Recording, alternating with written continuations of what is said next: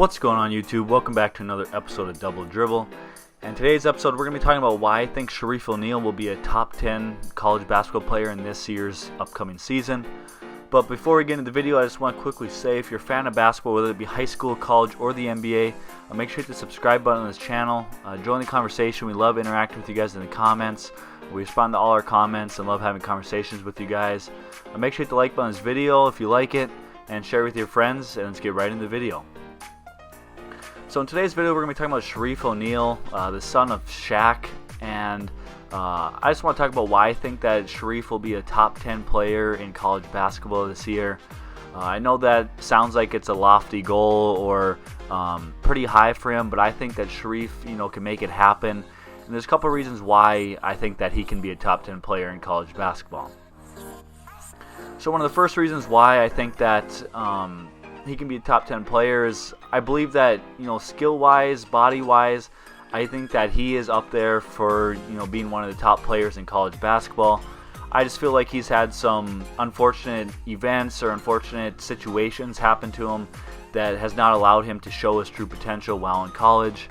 Obviously, we know about the heart injury or heart, issue that he had, then had to have open heart surgery. Would have been 2 years ago now. And last year with his first year at LSU, he only averaged 2.8 points per game, 4.4 rebounds, 0 assists. He only played in 10 games and 14.5 minutes per game. I mean, he shot 37.5% from the field, from the field, and 18.2% from three. So obviously, not great numbers for him. And me saying that he could be a top 10 player in college basketball does sound crazy. However, like I said, I think he was still coming back from some of these unfortunate situations, issues, his heart issue. And last year at LSU, I don't think he was fully 100%. I mean, he was saying in interviews and stuff that he was 100%. But I think if you just watch him play, look at his body, and just look how he's moving on the court, I think it's pretty easy to tell that he wasn't 100%. His body wasn't back to 100%. I mean, just looking at him, coordination-wise, he was falling all over the place, getting pushed all over the place. I mean, he's 6'10", 225 pounds, so he's a pretty big dude. Obviously, you'd like to see him, put on a little bit more weight and a little bit more muscle, but at that size, he shouldn't be getting pushed around or falling over, stumbling all over the place like he was this most recent year. So I think, now being, almost 2 years from his surgery and having a full year of being back, and now, having this off season after this kind of weird COVID season, I think that Shareef O'Neal is finally going to be back to 100% body-wise. I think he's going to, like I said, being able to get more time in the gym, in the weight room, and get his body back to 100% so that he can, be one of those top players in college basketball. Now, looking at situations, I think that Shareef had just some unfortunate situations. At first, obviously, he committed and went to UCLA. I think he went there mainly because it was closer to home in LA, and didn't have to go as far. Obviously, still a good program, but I don't think it was the right fit for him. I mean, he played in 13 games there and only played 10 minutes a game. I mean, he shot 32% from the field and 33% from three. Only averaged 2.2 points per game, 2.9 rebounds. He really didn't do a whole lot, wasn't super effective. I just honestly think that, that wasn't the right situation for him, wasn't the right fit for him. And, when it comes around basketball, a lot of things, are revolve around your fit and your situation. And I think that, him going to UCLA was not the right fit or the right situation for him. Then he decides to transfer to LSU, which I think is a better fit for him, a better situation. However, he had the heart issue and never really, was able to be 100% in this first season with LSU. So that leads me to my next point. I think that, like I said, I think LSU is a better fit for him, is a better situation for him, and will allow him to kind of be the player that he can be and play, the way that he knows how to play and is able to play at a high level.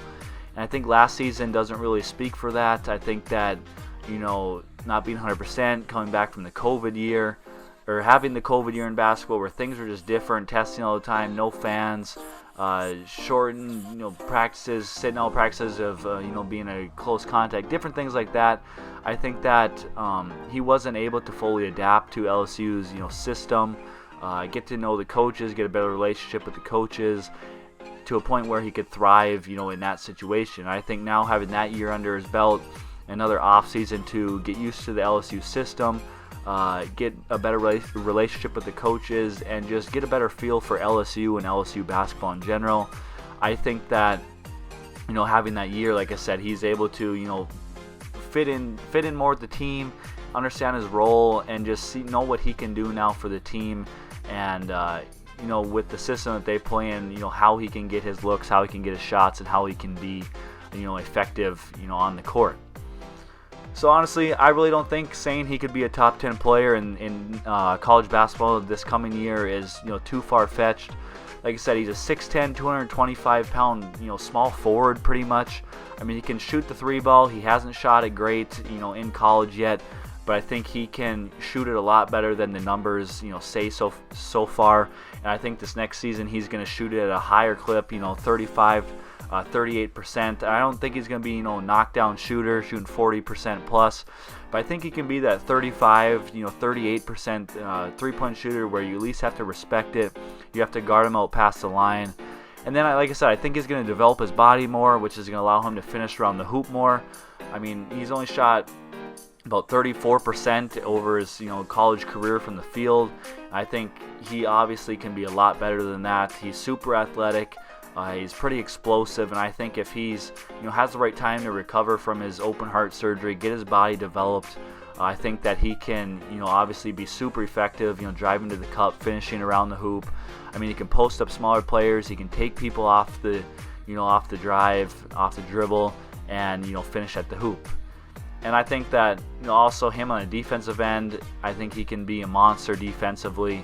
He can guard multiple positions, he can block shots, he can get steals with his long arms, being at 6'10", being able to move.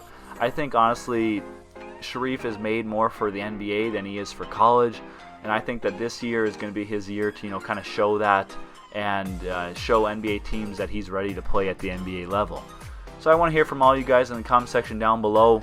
Let me know what your guys' thoughts are on Shareef, if you agree with me that he can be a top 10 player in college next year, or if I'm just having too high hopes for Shareef. But I really hope he can have a good season this year. I like watching him play. I think he's a good player and can have a good career and go to the NBA and be successful.